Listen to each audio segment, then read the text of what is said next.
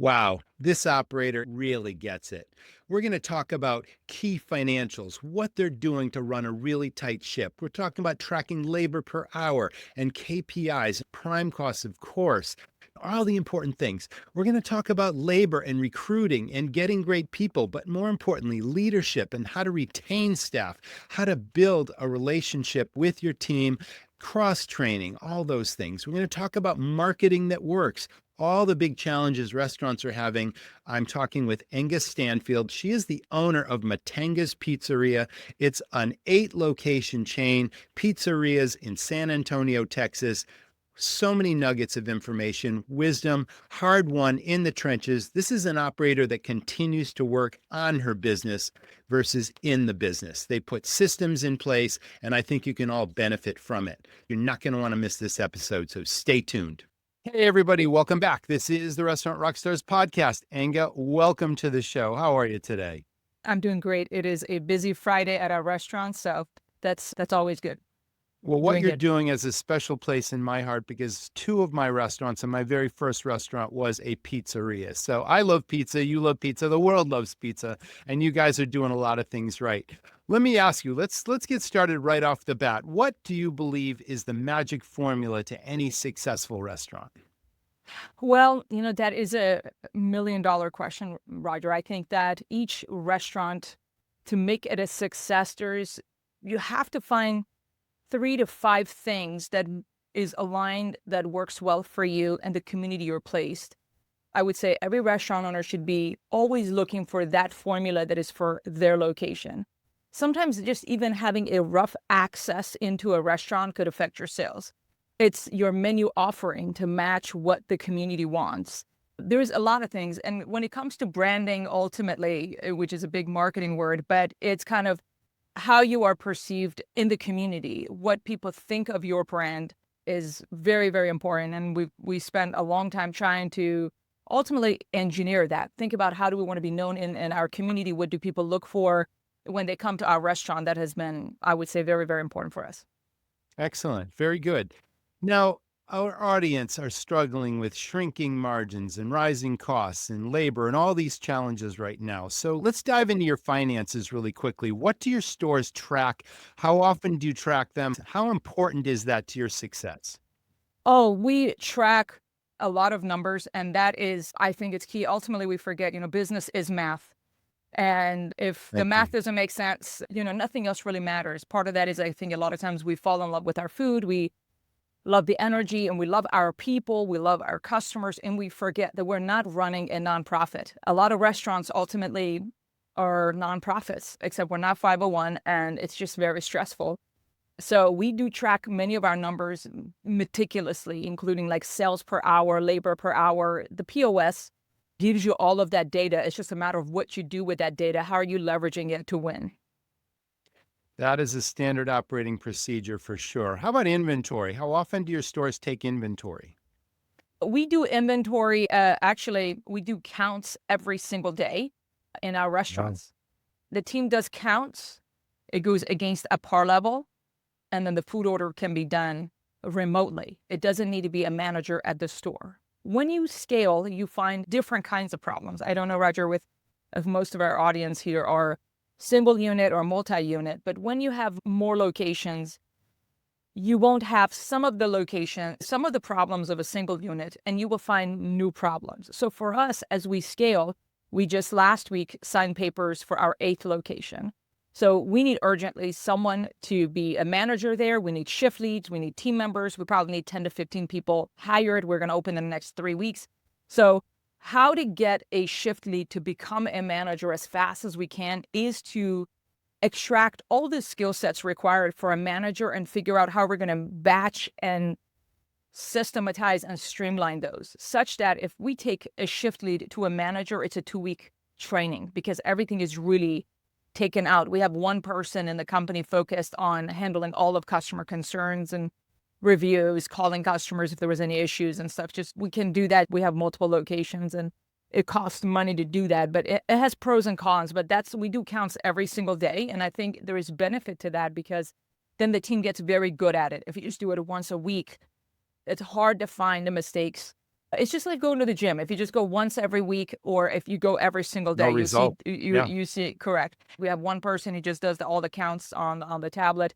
It takes 45 minutes to do. It's routine now. That's terrific. So I heard labor per hour. That's really, really important as well. I used to track my overall payroll and then my kitchen labor only against food sales because Mhm. obviously kitchen labor now is just crazy, and how much that's risen over the years. And I don't need to tell you that. And our audience clearly knows we're paying the highest wages ever to the kitchen. So that's vitally important. How about food and beverage costs? Is that tracked regularly also?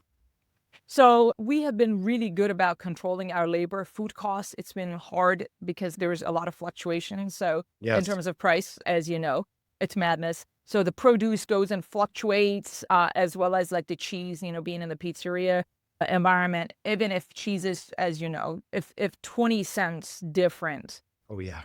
it results in thousands of dollars variance. And so we try to always focus on what we can control. You have to control the controllable. And so for us, we can be, okay, say it's portion control, our recipes, like team training, those are, because we can't control the world and what goes around in the world of politics and all of that, but we can focus on what we can control and be meticulous about it. Our food cost fluctuates between 30 to 32%. Hmm. It is high. Part of that is because we have not aggressively increased our prices. We increased our prices 3 weeks ago a little bit. So we should increase prices more, but then there's always like, we don't want to do that to our customers. But the consumer behavior has really changed. They're willing to pay $8 for a beverage. And like our This is pizza roll, true. and order of pizza rolls for us, we made that though 2 days ago. The team made it. We shred our own cheese, like all the things. It's $8. And then a beverage is $8. It's just customers are happy to pay those $8 for beverages in the drive-throughs, the drill.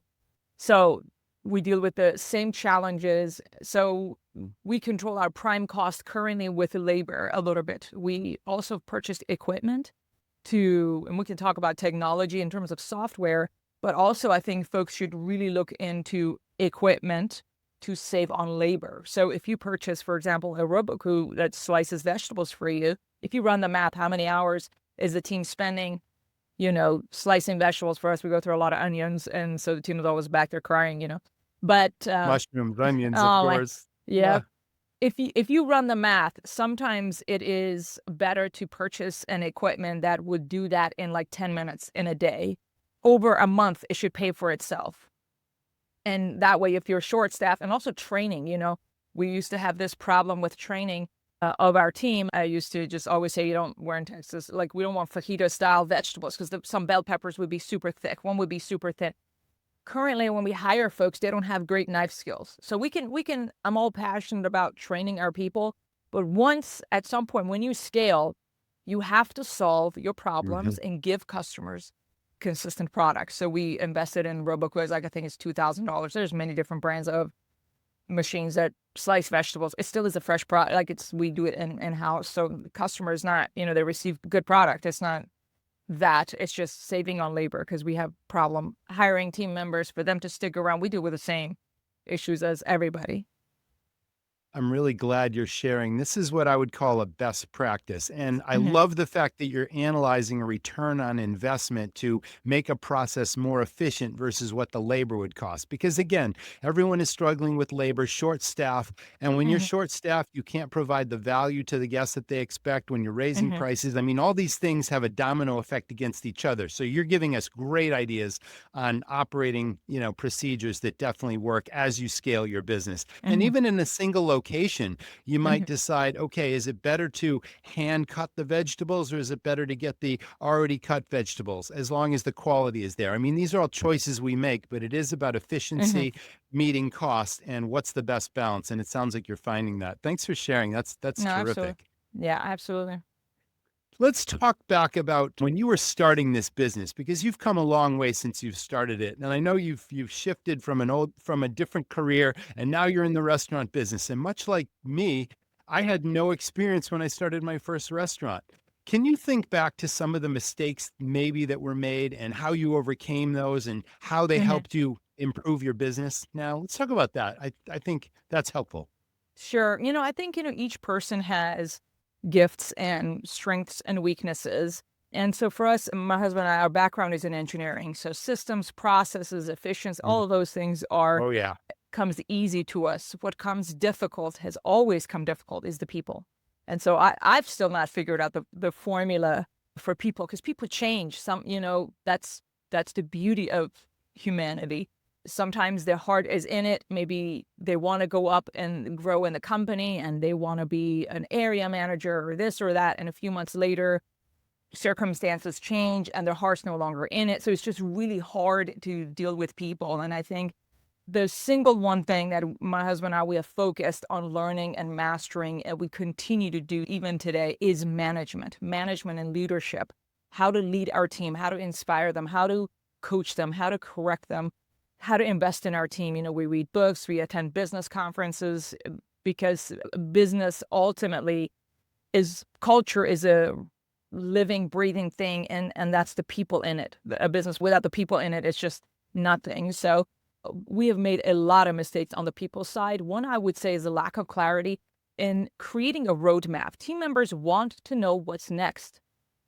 Like if I am a shift lead, how can I get a raise, right? If we don't provide the next steps for people, they will come and corner you in the hallway asking you for a raise, which happens, or in the walk-in, or It does. asking, hey, It I've been does. here, When you last. least expect it. And it's very frustrating because as owners, we have not thought that through. We have not created a roadmap. And so in the last few years, we really shifted focus on we need to create, and it's not the team members' fault, right? Team members want to know what's next. And if you want a culture of people advancing and growing, it starts with us at the very top, creating that environment for them, creating that environment for the team that, you can become a shift lead, you can become a master shift lead, you can become a assistant manager or a manager. These are the duties, these are the things, skill sets you need to have. And that's just very important to create that roadmap. So we have worked very hard and continue to refine what we call our advancement project, if that makes sense. What's working in terms of the things you've learned in leadership, and what are the employees, I like to call them team members, what do they Mhm. respond to with your method of leadership and accountability? How do you achieve accountability? Let's talk about that. Roll that into one. 100%. So I think engagement works. You, as a leader, you need to be engaged. If you want engaged team members, you need to be Mhm. an engaged leader. You need to have a pulse of each team member. And again, we have 120 to 140 team members, so it's much harder now than when we had one location. But really understanding your team, how they react, how do they handle pressure, what do they want out of life, what's next for them. So we may have team members who are looking into joining the military in the future. We live in San Antonio, so it's really common. So I know that about the team member. And so when they complain about different stuff, or if they're complaining about something is stressful, I can simply say, hey, I understand this may be stressful. Don't you want to go join the military? Don't you want to do that? How are you going to handle that for them to put things into perspective? Like, oh, wait, that's right. So this is simply equipping me for that. But it's really important to be an engaged leader and establish cadences. So this, I would say, works is every single week we meet with our managers and have good meetings in terms of numbers, what's going well, what's not going well. It should never be a surprise to a team member in our restaurant to, like, if they need to get terminated. We've had conversations multiple, they had opportunities to understand what they're doing wrong, what coaching is, we provide them to get better, opportunities to get better. So if it still is not working out, that is okay. It's a free country. They can go work at another Sure. establishment. But Mhm. feedback and feedback is two ways, receiving feedback. How can I support you? Help me understand the gap here, right? When it comes to accountability, it's important as well as a restaurant owner to have clarity, like accountability of a shift lead. If someone gets a title of a shift lead in our restaurant operations, it needs to be very clear. You're to open, you're to close, you're to open and work a minimum of this many hours. You are to handle all of the customer concern issues on that shift. You need to correct team members when it comes to their uniform, different stuff. Everything needs like a job description. And nowadays with AI and stuff, it's so easy to create those than, Absolutely is. five, Mhm. years ago, everything had to be with typos and everything. That's not a thing anymore, as you know. But the more clarity a restaurant owner has on the position and the people we put in those seats in the bus, the more clear the team member is going to be, and it's going to be much easier to hold them accountable, in my opinion. What about cross-training? Is that happening in your stores? Ask any chef what makes a great BLT and watch how fast they start talking about the bacon. Well, that's why there's Smithfield Select. It's premium, ready to cook bacon that will elevate your menu and your bottom line. Because there are menu items and then there are menu magnets. That's Smithfield Select bacon. It pleases patrons while saving you time, labor, and back of house costs. It's thick, cut, crispy, and golden brown with a texture and appearance that make it seem freshly cooked from raw. But you can just heat and serve. Funny thing about bacon, guests notice. To order yours, visit smithfieldselect.com. Yes, we cross-train all the time, and because we are one team. And so if a team member is not for the team, you don't belong to the team. That goes back into the culture. I don't care, you're a server. If the dish station is crashing and burning, if you need to go back there 10 minutes and put a load, you're going to do that. Otherwise, you're not a good fit culturally, because that's how we operate here at Mattenga. This is one team. So we do cross-train constantly. We want, like, even as this shift is happening, I was having conversations with folks in the back. I think it gives team members perspective for them to mutually respect one another. Some stores, there is some conflict and friction and passive-aggressive comments between the servers versus the cooks and stuff. And that happens because people lack perspective. They don't mutually respect one another, understanding that I can only be successful in my role if you're successful in your role. If I help you, you help me. Let's go win together. Let's go back to the labor piece and staffing, because that's a big challenge with many restaurants. Are you fully staffed? Do you have any gaps? Are you looking for people? What's worked in terms of staffing? And what about longevity versus turnover in your stores? We deal with the same problem. We're not full staff. We've not been full staff for a long time. We have interviews scheduled, on Indeed, all this stuff. We do box toppers, many of those things. Folks, half of them don't show up to the interview. It's one of the things you realize, we can't change reality. I think we sit in frustrations as restaurant owners. We're constantly frustrated over things we cannot change. I can't change what the society is. And instead, really shifting how we view our job. So one of our vision statement is that we raise up leaders for success in life through excellence and diligence is our vision statement.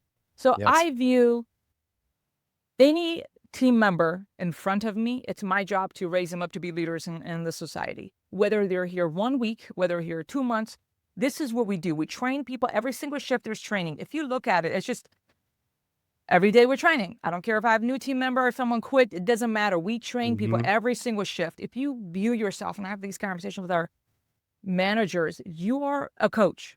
So every shift you're coaching. If you view it that way, then you would not get frustrated, because it could be John, then it's Julie, and it's Susan.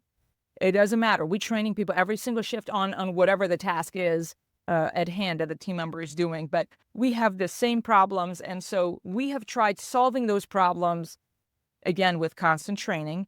And then equipment, we leverage, going back to online ordering. We also use phone AI. Is it perfect? It really isn't. But you got to solve the problems you have somehow. So that has been other ways for us kind of being able to do more with less people. The cross-training is vitally important, and I'm glad you said that you're doing that, because it's sort of a backup plan. When someone gets sick or there's something that happens or you're short-staffed, if you've got people that could do more than just their position competently, what a plan B that is. I went so far in my restaurant, not only do we train all the time, I totally believe in that, daily pre-shifts every day, constantly mentoring and shadowing people, bringing them up, giving them additional responsibilities. But we also had this sort of call-in sort of a thing where someone had a day off. If they would agree to come in at a last-minute notice, we'd incentivize them to do that. So all these things really help the show go on when you're in the thick of the challenge. So I'm really glad that you shared that. Yeah, I agree. That's tremendous. There's one other thing that I love to share with my audience. They've heard it before, and maybe it'll help you if you think about it. But just after the pandemic, I was interviewing a restaurant chain in Southern California. They had 28 locations, and they were open breakfast, lunch, and dinner. And boy, if they had a staffing issue. Someone there came up with the idea of giving gift cards to their guests, their customers that referred a new hire that would last for 60 days. And they would train that person, they'd indoctrinate them in the culture. But the guest got a $250 gift card, which, as you know, is just their food cost. It's pennies Hmm. on the dollar versus 250 in cash. And they fully staffed their restaurants. I'm like, okay, that's genius. I want the world to know about that. Maybe it's an idea that'll work for our audience or for you, Hmm. but I'm glad we talked about labor because that's Yeah, definitely a pain that's a point great today. idea. That's a great idea, actually. I mean, we sometimes incentivize our team to get referrals, but incentivizing customers, that's very, very smart. Well, either way, whether it's incentivizing the team or the Hmm. customers, that's recruiting. It's not hiring. And I'm almost like a broken record because I see those signs in businesses across the Hmm. country when I travel. It's now hiring. You see it everywhere still. And if you get anyone at all that walks in the door, you get those people that don't show up for the interviews. There's someone else's C player versus a really great potential team member. So recruiting and getting someone that's vetted by someone else you trust is Hmm. really kind of the way to go. So anyway, from my experience, lots of marketers talk a good game, but they fail to deliver ROI. Zivzo is not just a full service digital marketing agency, but industry pros that specialize in restaurants and a strategic decision to move your business forward. Zivzo excels in marketing, advertising, video, and animation production that brings your restaurant to life and enhances your brand visibility. Go to zivzo.com. That's ZIVZO.com. I want to talk about community involvement, and we'll get to that later, and owner.com, which is a huge resource for you. What's your marketing plan and what has really worked for you? A marketing plan, what has worked for me is establishing some, again, going back to, we talked about establishing habits and cadences with management. It's similarly to with customers. So we have every Friday, customers receive an email from us at the same time. It's like 4 p.m. every single Friday. Mhm. We have not missed one in like 7 years. And we call it our Feed the Family deal. But there is a pizza combo deal in there, but also any picture of like any donations we've done, we always take pictures. It goes in there. Any spirit night we hosted. So there are like stories in there and pictures of our team that we have like 40% open rate and we have a large email list. And that has worked for us because it continues to cultivate a habit. Customers expect to receive that from us and a text as well. We do texting and email, and I'm a huge advocate of that. It's classic and it works. It just drives so much of our sales is the email marketing and text message marketing. And then one big campaign a month we create buzz around. So May, for instance, as we're having this conversation, it was Star Wars. Star Wars Day is May 4th. So like we Right, create right. Mhm. March, it gets Huge deal mad. still. Yeah, March for Pi Day, it gets insane, like hours of line out the door. But our community, we have conditioned them to expect something from Mattengas on Pi Day, on say, Super Bowl. Obviously, that's well known, but some of those are well known. But I think folks add too many promotions, you confuse customers. I try to go one big thing a month, and we go all out. There's box toppers, posters, and social, emailed weeks in advance. We keep kind of sowing that seed, so when the time comes, they're expecting it as well. But we do post on social media as well. A part of that is not for new customers. It is to continue to keep our audience warm. I think that's the confusion. Sometimes people think that social media is going to grow your sales because you're going to get new customers. It may or may not be. But for me, what works is recurring customers in our dining room, they have seen our videos. They see our videos and they want to continue to support. And you saw as we started, our kids were around again. We're a family, we've got kids and all that. And we serve a lot of families with young children or our Mhm. customers. So customers love to see kids working and all of that. So we make sure to include that because we're a family business. So we want to leverage that to our advantage to communicate, tell stories of what we do. But I do not spend that much money on marketing in terms of ads. Is Trackable things only. Yeah. Oh yeah, I've tried everything, and I think it's important to try to see what sticks. Because I have Mhm. seen some restaurant owners tell me that they have made mailers a success. I have not been able to. I've tried it twice, and every time it was like $3,000 to $5,000, and so I'm Yeah. not going to The do direct that mail again. campaigns, right? Yes, I've not been able to Pick make the it a zip success. codes and blast it out and all that sort of thing and hope for the best. See what comes in.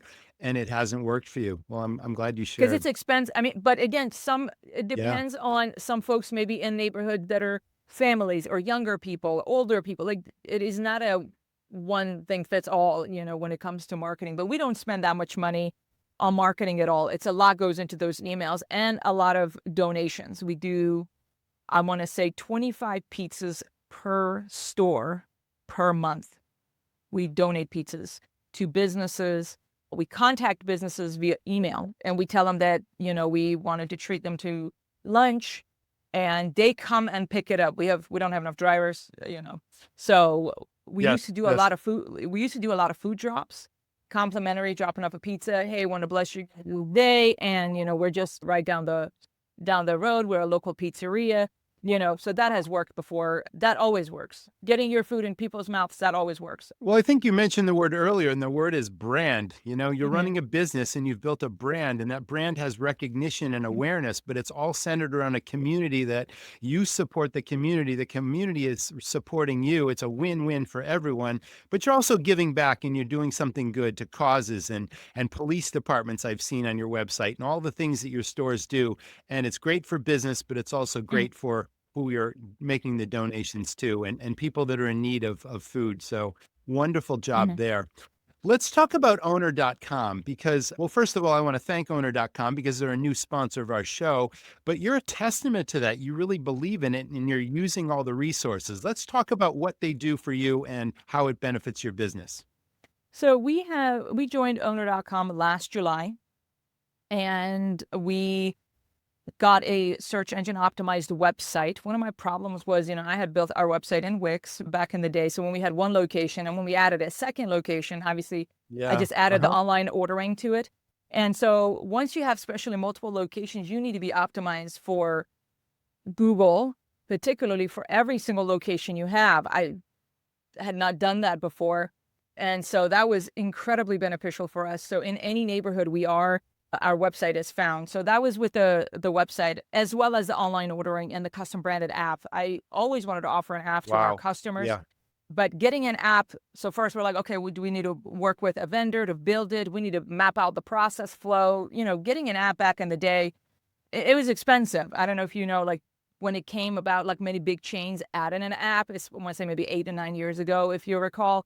It was very Oh, expensive yes. to get somebody. It was a few $1,000s to build it and all of that. So I had buried that thought until owner came around. I was like, oh wow, that'd be great if that they can offer that too. So we are on the App Store, which is nice to go to the Apple App Store and look for your restaurant and it pops up as an app. Half of our sales is through the app actually, and part of that And the that's email when we. loyalty also, right? That's a loyalty driver for Mhm. you. Yeah, oh, Mm. 100%. It is a loyalty driver. And when folks get that email, the promo code, they click on it, they go through the app. It's very easy for them to order. I love that. Another feature that is my favorite, that is not the main thing owner does, but it is something they offer, is that after every online order, they send an automatic text to the customer asking for their feedback. Just how was your experience? If the customer gives it a thumbs down, they're able to quickly kind of say, hey, I was missing my ranch cup, or the pizza was cold, or I didn't get my tiramisu, and their phone number is there and their name, and we get an automatic email. So we can see exactly who that person was, and that customer gets a call within like 15 minutes from our managers. But if it's a positive one, that thumbs up, it automatically they kind of say, hey, do you want to publish that on Google or something? We've gotten so many 5 stars. Our ranking went from like a 4.2 at some of our stores that was lower, like a 4.1, 4.2, all of them to minimum of 4.5, minimum. Some are 4.6, 7, 8. Like that means the world to me. We have a lot of happy customers. Many restaurants, we all have happy customers. They just don't bother to go leave a review for us. And I've tried everything in terms of putting a QR code in the dime, incentivizing the team to get those reviews and stuff. Nothing worked till this feature with owner, because I think it just removes the friction. It's just so easy to do it.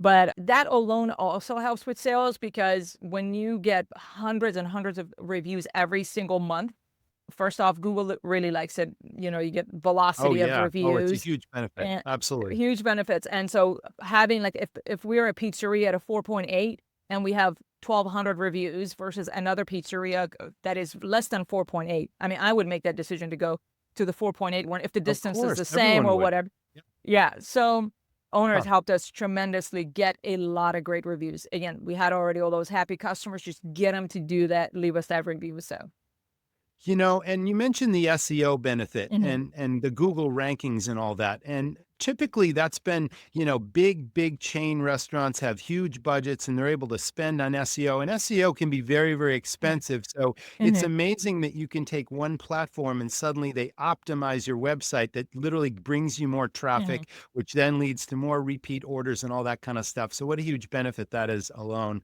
No, 100%. And so the website also, what they do that's very neat in the age of AI is that they, in fact, like when you have the one website, which is your homepage, any owner website, you can come to our website, mattengas.com, and see that you scroll down and they have strategically a section that's like FAQ.